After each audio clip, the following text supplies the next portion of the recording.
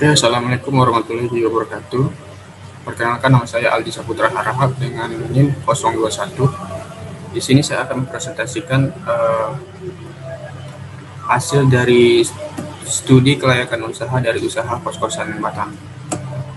Yang mana usaha ini bernama Koji Kos, di mana nama pengusahanya saya sendiri, Aldi Saputra. Alamatnya Jalan Orchard Boulevard, Orchard Park Batam, Batam Center, Kepulauan Riau.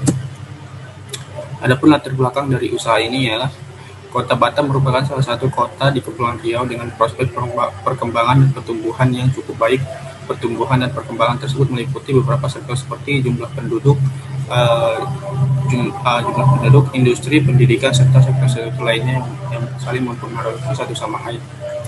Dengan berkembangnya bisnis di suatu kota atau meningkatnya pertumbuhan industri di suatu daerah, maka bertambahnya jumlah pendatang dari luar Batam sudah menjadi hal yang lumrah bahwa sebagian dari karyawan atau masyarakat tersebut berasal dari luar daerah yang jauh dari kota Batam untuk merantau dan mencari pekerjaannya. Hal ini disebabkan karena mereka membutuhkan tempat tinggal yang nyaman sehingga tidak mengganggu aktivitasnya sebagai karyawan maupun mahasiswa. Bagi sebagian orang cukup jauh domisilinya atau yang belum mampu membeli rumah, maka solusinya adalah mengontrak atau menyewa rumah atau kos untuk tempat tinggal sementara. Peluang inilah yang akan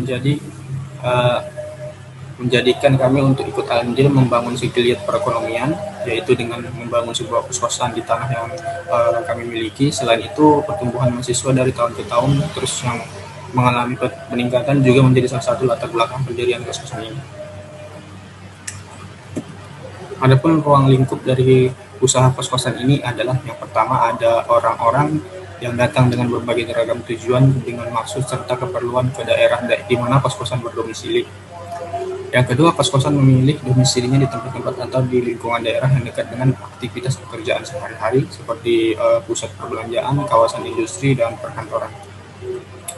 Yang ketiga, diharapkan dapat mencerminkan suasana hunian yang dinamis, kreatif, serta dapat menciptakan suasana yang homogeni di tengah-tengah suasana yang heterogen di daerah di mana kos-kosan berlokasi. Adapun jenis usaha dari usaha ini adalah usaha jasa dari penginapan yang bernama Koji Kos. Koji Kos ini sendiri memiliki fasilitas-fasilitas lengkap, di mana fasilitasnya itu terdiri dari kamar tidur yang interiornya modern, tersedia tempat tidur, AC, TV, lemari, kamar mandi dalam, dan lain-lain. Selanjutnya ada keamanan, di mana keamanan ini merupakan keamanan terbaik dari usaha kos-kosan ini, yang mana terdapat security 24 jam dan CCTV yang akan membuat pelanggan menjadi nyaman. Yang ketiga ada kebersihan, di mana kebersihan ini kami menyediakan tukang bersih-bersih untuk membersihkan area kos-kosan. Yang selanjutnya ada kenyamanan. Sudah pasti setiap usaha kos-kosan itu pasti yang dinilai adalah kenyamanan. Di mana kos-kosan ini sendiri sudah sangat nyaman, jauh dari kebisingan dari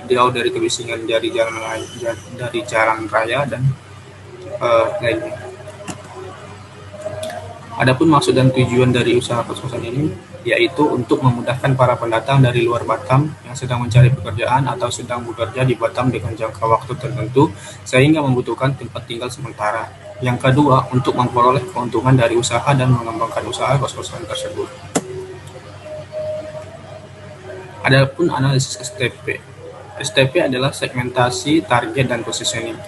Segmentasinya yaitu pasar dikelompokkan berdasarkan gaya hidup konsumen. Hal ini karena minat seseorang berpengaruh oleh gaya hidupnya. Yang kedua ada target. Para pekerja maupun mahasiswa yang berpenghasilan menengah ke atas dari luar Batam yang membutuhkan tempat tinggal sementara untuk menjalankan aktivitasnya dengan mudah.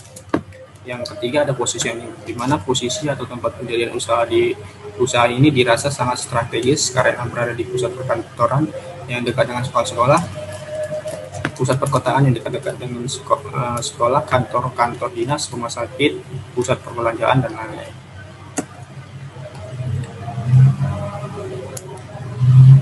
Adapun permintaan dari pasar, ya, banyaknya para pendatang maupun mahasiswa yang berasal dari luar Batam menjadikan usaha kos ini semakin diminati. Maka dari itu tidak sedikit permintaan pasar yang membuat usaha kos-kosan di Batam semakin banyak pula, dan tentunya dengan berbagai tipe harga dan fasilitas. Untuk permintaan saat ini, perkembangan permintaan pasar sangat tinggi di kota Batam, yang mana penyedia jasa penginapan sementara seperti kos-kosan sudah mulai merambah di daerah-daerah kawasan industri, perkantoran, dan kampus-kampus. Di kota-kota besar misalnya, permintaan akan hunian kos-kosan sangat tinggi, bahkan bertambah tinggi dari waktu ke waktu. Hal ini bisa dikarenakan karena kedatangan mahasiswa baru atau karyawan baru yang pindah. Tentunya peluang ini bisa dimaksimalkan jika lokasi-lokasi berada di sekitar kawasan kampus atau perkantoran. Selanjutnya ada prospek permintaan yang akan datang, di mana bisnis kos-kosan ini memiliki prospek yang cerah di masa yang akan datang, karena permintaan bisnis kos-kosan ini akan selalu ada dan akan selalu bertambah seiring meningkatnya populasi di kota Batam. Hal ini bisa dilihat pada peningkatan sektor industri dan pendidikan di kota Batam, yang mana akan menarik sejumlah perantau yang akan datang ke Batam untuk mencari kerja dan bagi para pelajar mahasiswa untuk menuntut ilmu. Dengan kata lain, semakin meningkatnya permintaan pasar akan sebuah penyedia jasa penginapan sementara atau akrab disebut kos-kosan di masa yang akan datang. Selanjutnya adalah analisis kelayakan. Dalam melakukan analisis permintaan menggunakan model matriks pembobotan berskala 1 sampai 5. Keterangannya adalah 1 sangat 1,0 sampai 1,80 sangat tidak layak. Bisa kita lihat dari sampai 4 bisa kita lihat ada yang sangat tidak layak, sedang, layak, dan sangat layak. Nah, berdasarkan hasil yang diperoleh sebesar 3,63, maka usaha kos-kosan dari sisi pemasaran dikatakan layak karena masuk pada range 3,41 sampai 4,20. Analisis persaingan. Untuk melakukan analisis terhadap kondisi persaingan pada usaha kos-kosan, maka kami menggunakan analisis matriks persaingan, yaitu dengan cara membandingkan usaha satu dengan usaha lain yang sejenis pada faktor persaingannya. Semakin bagus maka semakin tinggi skornya. Skala penilaian yang digunakan adalah skala 1 sampai 5. Dengan membandingkan tingkat kepentingan dari masing-masing faktor semakin penting, maka skornya semakin tinggi. Skala penilaian yang digunakan adalah skala 1 sampai 5.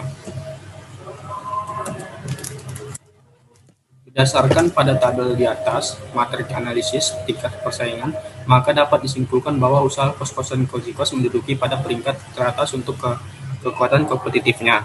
Sedangkan pesaing yang paling besar adalah Kos Anggrek Mas 1. Keunggulan dari Cozy Kos terletak pada segi fasilitas yang disediakan cukup lengkap sehingga membuat Cozy Kos beda dengan pesaing lainnya.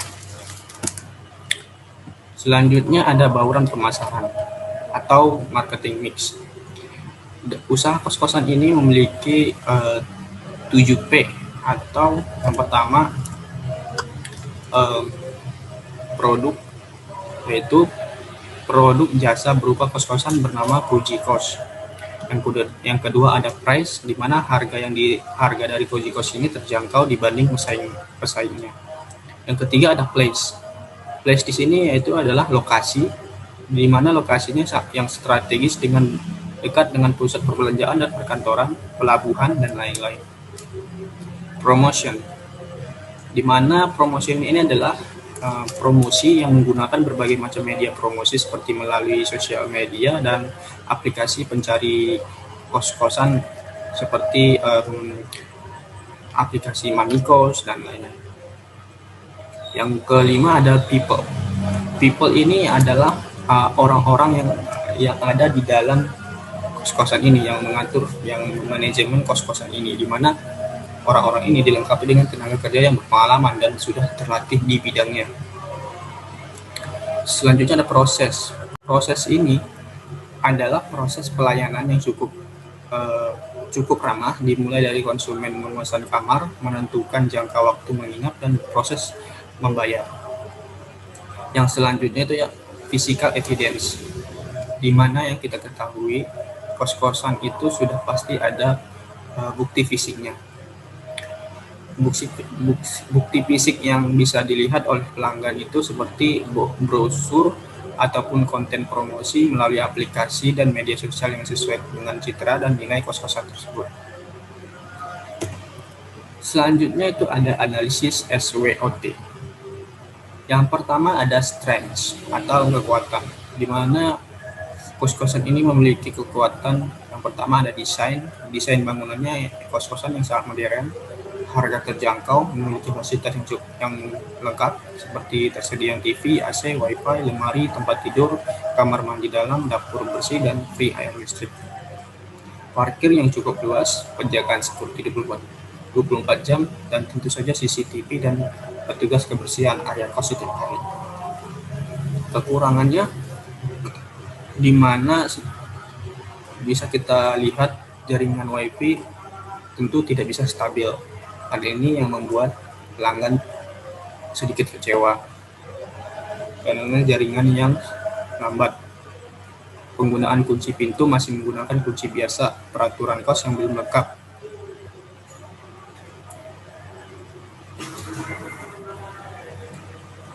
Baik, kita lanjut. Selanjutnya ada opportunities atau peluang, di mana peluang di sini bisa dapat kita ambil menambah pelanggan tetap, membuka lapangan pekerjaan, mendapatkan keuntungan lebih per tahunnya. Selanjutnya ada threat atau ancaman. Banyaknya pesaing sejenis, pesaing membuka fasilitas yang lengkap, atau pesaing membuka harga yang lebih murah.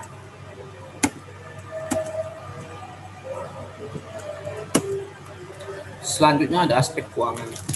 Aspek keuangan ini sendiri adalah aspek keuangan menentukan pembiayaan proyek berupa besarnya kebutuhan dana dan sumber-sumbernya.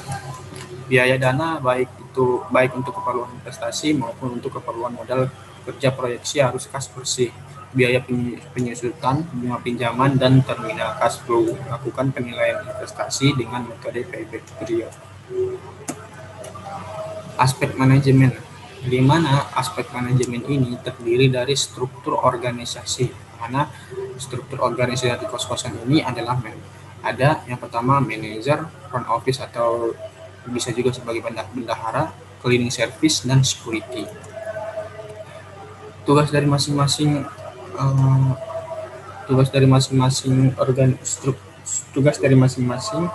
satu yang manajer merencanakan program dan kebijakan perusahaan, memberikan dan menjelaskan job description bagi tenaga kerja, mengkoordinir segala kegiatan, bertanggung jawab atas semua kegiatan, menerima laporan keuangan dari kasir dan membuat pembukuan besar. Selanjutnya bendahara sebagai contact person, penerima tamu, bertanggung jawab terhadap keuangan, pendataan jumlah konsumen, menerima pembayaran dari konsumen, membuat laporan keuangan bulanan dan kemudian diserahkan kepada manajer. Cleaning service memastikan seluruh lorong kos-kosan bersih, membersihkan area kos-kosan dan membuang sampah setiap hari, membersihkan dan merapikan kamar yang kosong, bertanggung jawab terhadap pengelolaan kunci kamar kos, mampu memperbaiki peralatan fasilitas kos jika rusak. Selanjutnya, security bertanggung jawab terhadap keamanan lingkungan kos, melaporkan segala kondisi yang terjadi, bertanggung jawab terhadap akses CCTV, menjaga tamu yang tidak berkepentingan masuk area kos. Selanjutnya, aspek hukum. Aspek hukum ini sudah pasti kita ketahui. Aspek hukum ini di mana jika kita membuka usaha pasti ada yang namanya surat izin domisili. Selanjutnya ada sertifikat tanah, hak milik, IMB atau izin mendirikan bangunan, kartu keluarga, kartu tanda penduduk, nomor wajib pajak atau NPWP. Oke, sekian dari usaha kos-kosan ini. Kurang dan lebihnya saya mohon maaf. Assalamualaikum warahmatullahi wabarakatuh.